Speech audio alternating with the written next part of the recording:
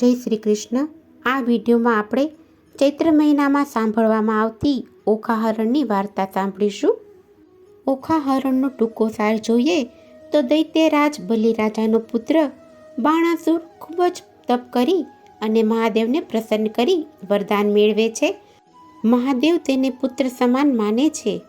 વરદાન મેળવી તે પૃથ્વી ઉપર હાહાકાર મચાવી દે છે અને છેલ્લે લડવાવાળું કોઈ ન હોવાથી તે મહાદેવને લડવાનું આહ્વાન કરે છે। ત્યારે મહાદેવ કહે છે, હું નહીં પણ મારો પુત્ર તારી સાથે લડશે અને તારું અભિમાન તોડશે। તેની સાથે બીજી કથાઓ પણ જોડાયેલી છે, જેમાં મહાદેવજી એકવાર તપ કરવા જતા હોય છે।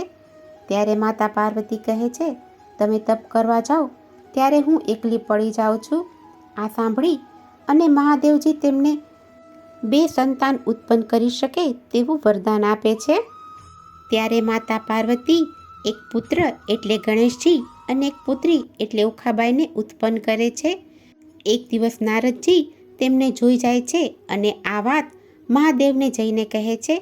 ત્યારે મહાદેવજી ખૂબ ગુસ્સે થઈ અને ઘરે આવે છે।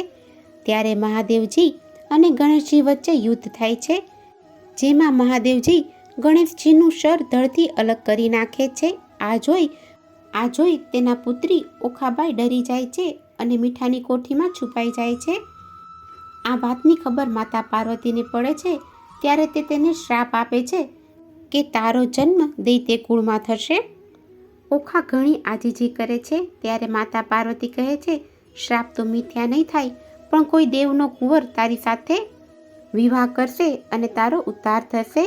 બાણાસુરને કોઈ સંતાન ન હોવાથી મહાદેવ પાસેથી સંતાનમાં તે ઓખાજીને મેળવે છે અને ત્યારે આકાશવાણી થાય છે કે ઓખાના લગ્ન દેવકુમાર સાથે થશે અને તેના દ્વારા તારા અભિમાનનો અંત આવશે। આ સાંભળી બાણાસુર ઓખાજી અને તેમના પ્રધાનની પુત્રી ચિત્રલેખાને એક મહેલમાં રાખે છે। તેના ઉપર સૈનિકોના પહેરા હોય છે। દિવસે દિવસે ઓખા મોટી થતી જાય છે અને તેના સ્વપ્નમાં એક રાજકુમાર આવી પરણી જાય છે। ઓખાની સખી ચિત્રલેખા જે વિધાત્રીનો અવતાર છે, જે ચિત્રકલામાં નિપુણ છે, તે અલગ અલગ દેશના રાજકુમારના ચિત્ર બનાવી અને ઓખાને બતાવે છે અને ત્યારે તેને ખબર પડે છે કે તેના લગ્ન સ્વપ્નમાં જેની સાથે થયા તે શ્રી કૃષ્ણના પૌત્ર અનિરુદ્ધ છે। ઓખા ચિત્રલેખાને અનિરુદ્ધને અહીં લાવવાનું કહે છે। ત્યારે તેની સખી ચિત્રલેખા નારદજીની મદદથી દ્વારિકામાંથી અનિરુદ્ધનું અપહરણ કરી શોણિતપુરમાં લાવે છે અને ઓખા અને અનિરુદ્ધના માળિયામાં વિવાહ કરાવે છે। આ વાતની ખબર બાણાસુરને પડે છે ત્યારે અનિરુદ્ધ સાથે યુદ્ધ કરી અને તેને કારાવાસમાં મોકલી દે છે।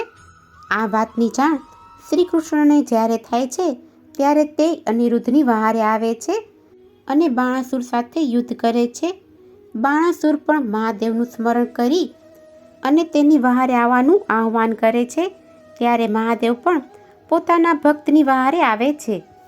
મહાદેવ અને શ્રી કૃષ્ણ વચ્ચે ભયંકર યુદ્ધ થાય છે। ત્યારે બ્રહ્માજી આવી બંનેને શાંત કરી અને સુલેહ કરાવે છે અને અંતે સૌ સારાવાના થાય છે।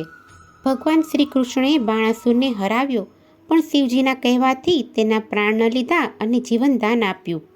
ઓખા અને અનિરુદ્ધના વિવાહ થાય છે। તો આપણે મહાકવિ પ્રેમાનંદ કૃત ઓખાહરણનો ટૂંકમાં સાર સાંભળ્યો। આ ઓખાહરણ મહાકવિ પ્રેમાનંદ કૃત છે, જે સાંભળવાનો ખૂબ જ આનંદ આવે છે, જેનો ઉલ્લેખ ભગવદ્ પુરાણના 10મ સ્કંદમાં પણ કરેલો છે। કહેવાય છે કે ચૈત્ર મહિનામાં ઓખાહરણ સાંભળવાથી તાવતર્યો એકાતર્યો નથી આવતો, કોઈ મહારોગ નથી થતા અને ભૂત પ્રેત બાધામાંથી મુક્તિ મળે છે। અલોણા વ્રત કરી એટલે કે નમક વગરનું ભોજન કરવાનું અને એકટાણું કરી અને ઓખાહરણ સાંભળવું। આ ઓખાહરણને 1, 3, 5 કે 7 વાર સાંભળવાનો પણ ઘણો જ મહિમા છે। ચૈત્ર મહિનામાં જે ઓખાહરણ સાંભળે તેનું સ્વાસ્થ્ય સારું રહે છે એવું વરદાન છે। આ ઓખાહરણમાં 93 કડવા છે, જે 3 દિવસમાં સાંભળવાના હોય છે। તો ચૈત્ર મહિનામાં તમે પણ સાંભળો અને પરિવારના આરોગ્ય માટે તેમને પણ સંભળાવો ઓખાહરણ। જો તમને અમારો આજનો આ વિડીયો પસંદ આવ્યો હોય તો એક લાઈક આપી ચેનલને સબસ્ક્રાઈબ કરો. આજનો આ વિડીયો સાંભળવા બદલ આપનો ખૂબ ખૂબ આભાર. જય શ્રી કૃષ્ણ.